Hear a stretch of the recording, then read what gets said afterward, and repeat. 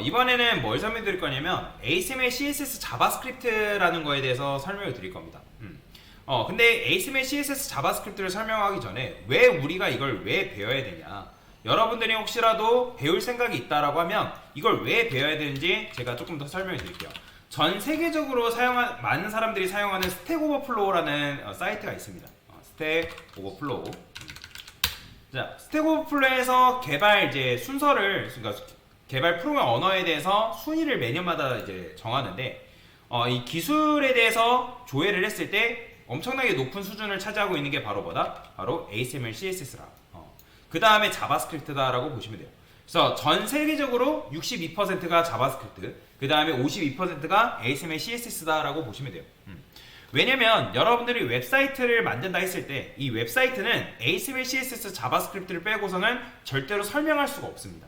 그래서 여러분들이 내가 멀리 봤을 때 이 HTML, CSS는 필수고요. 자바스크립트도 마찬가지예요. 그러면 HTML, CSS와 자바스크립트를 전 세계적으로 많이 사용하는데 얘를 왜 많이 사용하고 도대체 HTML, CSS하고 자바스크립트가 뭐길래 이토록 사람들이 이 언어에 대해서 열망하고 이 언어를 배우려고 하고 그리고 이 언어를 가지고 도대체 뭘 하고자 하는 걸까? 그렇기 때문에 그러니까 그런 이유가 있기 때문에 사람들이 이만큼, 그러니까 수치에서 증명하는 것처럼 많은 사람들이 이거를 사용하고 있다라는 거죠.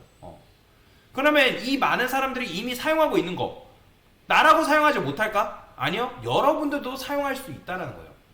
근데 요즘은 더 진보됐고 업그레이드된 방법으로 여러분의 HTML, CSS, 자바스크립트를 이용해서 웹사이트를 만들어낼 수가 있다는 거예요. 그러면 HTML, CSS, 자바스크립트가 도대체 어떤 역할이고 뭘 하는지 궁금하잖아요. 그거에 대해서 간단하게 좀 설명을 드리도록 하겠습니다. 자, 화면을 좀 보면 자, 이런 식으로 되어 있어요. 자, 웹퍼블리셔라는 거는 뭐냐면 이제 웹사이트를 만드는 사람이라고 보시면 되는데, 근데 이제 웹사이트를 만드는 사람이 우리나라에서는 총 3가지로 나눠져 있습니다. 웹퍼블리셔, 프론트엔드 개발자, 백엔드 개발자, 이런 식으로 나눠지는데, 웹퍼블리셔는 말 그대로 여러분들이 웹사이트를 이용할 때 보여지는 화면 자체를 만드는 사람들을 웹퍼블리셔라고 얘기를 합니다. 그러면 예를 들어서 왼쪽에 어떤 특정 사이트가 있다 했을 때 그 사이트를 그냥 만드는 게 아니라 이 웹퍼블리셔가 다루고 있는 언어라는 게 있습니다. 그 언어를 가지고 구조에 맞게 짜임새를 가지고 그 다음에 스타일을 입히고 어떤 동작을 구현해서 실제 작동 가능한 웹사이트를 만들어낸다. 그걸 이제 우리가 전문적인 용어로 웹퍼블리싱이다 라고 얘기를 합니다. 자, 그러면 이 웹퍼블리셔는 HTML, CSS, 자바스크립트라는 거를 선택을 하는데, 이 3가지를 가지고 일단 HTML을 가지고 구조를 잡고 그 다음에 CSS라는 걸 이용해서 스타일을 입힌 다음에 자바스크립트라는 걸 이용해서 인터랙션이라는 걸 부여하게 되어 있습니다. 자, 쉽게 말하면 HTML은 웹사이트의 구조를 잡는 거, 건물로 따지면 뼈대를 여러분들이 생성하는 거라고 보시면 되고, CSS로는 스타일을 입히는 거, 말 그대로 건물의 외벽을 색을 칠하거나 아니면 건물의 구조 모양을 다룬다거나 그런 것들을 CSS라고 보시면 되겠습니다. 그럼 인터랙션이라는 건 뭐냐? 웹사이트에 동작을 부여하는 거다라고 보시면 되거든요. 어떤 걸 클릭했을 때 뭐가 나온다거나 마우스를 내렸을 때 어떤 애니메이션이 작동되거나 그런 것들을 인터랙션이다. 그래서 인터랙션은 자바스크립트로 구현을 할 수가 있다라고 보시면 되겠습니다. 자, 근데 이제 그냥 만드냐? 아니에요. 웹사이트를 만들 때는 여러분들 그냥 만드는 게 아니라 웹사이트를 만들 수 있게끔 하나의 규칙과 룰이라는 게 있습니다. 그냥 만들어지는 건 아니에요. 보통 이제 웹표준과 웹접근성이라고 많이들 얘기하는데, 웹표준이라는 건 뭐냐? 자, 여기 왼쪽에 있는 것처럼, 자, 구조계층. 도대체 HTML이 어떤 의미냐? CSS는 어떻게 보여지게끔 하고, 자바스크립트는 어떤 동작을 하는가 했잖아요. 근데 중간에 뭐라고 되어 있냐면, 누구나, 어떤 환경에서. 그게 무슨 말이냐면, 여러분들이 사용하고 있는 웹브라우저는 마이크로 엣지, 크롬 브라우저, 파이어폭스, 사파리, 오페라 등 엄청나게 많은 브라우저들이 있죠. 그죠? 그러면 그 웹사이트를 만들었을 때 예를 들어서 많은 사람들이 크롬 브라우저를 사용한다 하면 실제로 전 세계적으로 크롬 브라우저를 굉장히 많이 쓰긴 합니다. 그런데 자, 예를 들어서 여러분들이 만든 웹사이트가 크롬 브라우저에서는 잘 작동해요. 근데 내가 어떤 이제 이 HTML, CSS, 자바스크립트를 만든 거를 파이어폭스에서는 옮겨놨는데 파이어폭스에는 동작을 안 한다? 그러면 안 된다는 거죠. 또는 PC에서는 잘 작동하는데 모바일 같은 경우는 애플 쓰시는 분들은 사파리, 그죠? 삼성 쓰시면 삼성 인터넷 등 다양하겠죠. 그런데 그런 삼성 인터넷이나 사파리에서도 동일하게 돌아가야 된다는 거예요. 어떤 특정 웹사이트에서는 돌아가는데 어떤 특정 웹브라우저에서는 돌아가지 않는다? 그건 잘못됐다는 거죠. 그래서 누구나 어떤 환경에서나 동일한 동작을 가지게끔 만들어줘야 된다. 동일한 스타일, 동일한 구조, 동일한 동작에 의해서 작동하게끔 만들어주는 게 바로 웹표준이다 라고 보시면 돼요.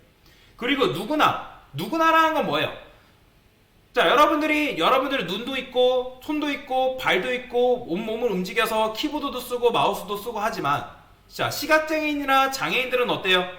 웹사이트를 보는 거 불편하고 어떤 웹사이트를 사용하려는 거 굉장히 불편할 수 있단 말이에요.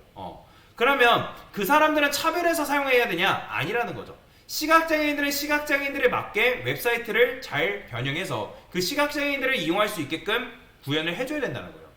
음성어를 지원한다든지, 어떤 걸 마우스를 댔을 때 음성으로 얘기를 해준다든지, 어떤 이미지가 있으면 예를 들어 그 이미지가 뭔지 그런 것들을 정확하게 표현할 수 있어야 된다는 거죠.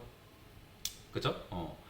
귀가 안 들리면 보여지는 걸 통해서 다시 이제 보여지는 걸 통해서 웹사이트를 이용하게끔 만들어 주던지, 그런 것들이 필요하다는 거예요. 남녀노소, 젊으나 나이가 있거나 상관없이 누구나 웹사이트를 사용할 수 있게끔 만들어 주는 게 바로 웹 접근성이다라고 보시면 돼요. 뭔 말이 이해되시죠? 자, 그러면 이제 그거를 그냥 만드냐? 아니에요. 구조를 잡을 때 시멘틱 태그라는 게 있습니다. 시멘틱 태그라는 것은 의미가 있는 태그라고 보시면 되는데, HTML에는 의미가 있는 태그가 존재합니다. 그리고 그걸 가지고 우리가 구조를 잡게끔 되어 있다는 거예요. 건물을 올린다 했을 때 건물도 철근의 역할이 있겠죠. 얇은 철근이 있을 테고요, 굵은 철근이 있을 테고요. 각각의 쓰임새가 다르단 말이에요. 그러면 그 쓰임새에 맞게끔 우리가 건물을 올려야지만 조금 더 튼튼하고 완벽한 건물을 세울 수가 있다라는 거죠. 그죠? 마찬가지예요. 구조를 내가 뭐 이렇게 쓰고 저렇게 쓰고 내 마음대로 쓴다. 물론 나만 이용한다 하면 상관없을 수 있겠지만 보통 웹사이트는 다른 사람도 같이 이용할 수 있게끔 만들어진다라는 거죠. 그러면 그런 거는 어떻게 그냥 만드는 게 아니라 의미 있는 태그에 맞게 구조를 잘 잡을 수 있어야 된다라고 보시면 돼요. 자, 그 다음에 아까 말씀드렸던 건 웹 접근성이라 했죠. ALT라는 거는 얼터네이티브라 해가지고 어떤 이미지를 시각장애인들은 눈이 안 보여서 못 보기 때문에 그 해당 이미지를 대체 텍스트를 이용해가지고 읽어주게끔 되어 있다는 거죠. 그러니까 대체 텍스트라는 건 뭐예요? 그러니까 여우 일러스트라고 쓰는 것보다 이 여우가 뭘 하고 있는지 이 이미지를 정확하게 표현을 해준다는 거죠. 그죠? 그래서 산타 모자를 쓰고 양손에 선물 상자를 하나씩 든 여우 일러스트, 이런 식으로 표현하는 게 조금 더 좋다라는 거죠. 좀 더 설명적이니까. 그리고 키보드 포커스, 이런 것도 여러분들이 어떤 식으로 이동되는지, 어떻게 보여지는지 그런 것들을 표현할 수 있는 것들이 다 웹 접근성이다 라고 보시면 돼요. 자, 색상 대비도 마찬가지죠. 어떤 사람은 왼쪽에 있는 게 잘 보이는 사람도 있을 거고, 어떤 사람은 오른쪽에 있는 것만 잘 보이는 사람, 또는 오른쪽에 있는 게 좀 더 잘 보이는 사람 등등 다양하단 말이에요. 그래서 이런 걸 통해서 뭐 한다? 우리가 구조를 잡아가지고 실제로 보여지게끔 구현을 해준다 라고 보시면 됩니다. 자, 그래서 아까도 말씀드렸지만 HTML, CSS, 자바스크립트가 있다고 말씀드렸죠. 그래서 HTML은 뭐예요? 말 그대로 웹의 뼈대예요. 뼈대. 그 다음에 CSS는 그 뼈대에다가 옷을 입히는 작업을 하는 거고, 그 다음에 자바스크립트는 동작을 구현하는 거. 그걸 바로 뭐라고 한다? 그러니까 이게 바로 이제 웹을 이루는 3대 구성 요소라고 보시면 돼요. 근데 이게 아까도 말씀드렸죠. 이거를 여러분들이 전 세계적으로 많은 사람들이 사용을 하고 있고, 여러분들이 안 배우면 후회할 만큼 굉장히 중요하다라는 거죠. 제가 바라보기에는 지금 당장은 많은 사람들이 코딩에 관심 있는 사람도 있고 관심이 없는 사람도 있겠지만, 나중에는 멀리 봤을 때, 먼 미래를 봤을 때는 누구나 HTML, CSS, 자바스크립트는 기본 소양과 기본 교양으로 가지고 있는 그 시대가 반드시 온다라고 저는 생각을 합니다. 물론 내가 이거를 직접적으로 구현하지 않아도 AI를 통해서 이걸 구현하는 그런 시대가 반드시 온다. 물론 지금도 AI가 이런 부분은 구현을 해줍니다. 근데 많은 사람들이 이제는 보편적으로 사용할 만큼 대중화되는 시대가 계속 오고 있다라고 저는 생각을 합니다. 이미 외국 같은 경우는 이미 대중화가 되어 있죠. 근데 우리나라는 조금 늦고 있어요. 근데 지금 코딩 교육을 계속 국내에서도 많이 코딩 교육을 하고 있기 때문에 저는 앞으로도 이제 초중고 학교에서도 이 HTML, CSS, 자바스크립트를 사용할 날이 오지 않을까라는 생각이 듭니다. 자, 그래서 우리는 HTML, CSS, 자바스크립트라는 게 뭐고 그걸 이제 가지고 뭘 할 수 있는지 에 대해서 앞으로 배워볼 거다라고 보시면 되겠습니다.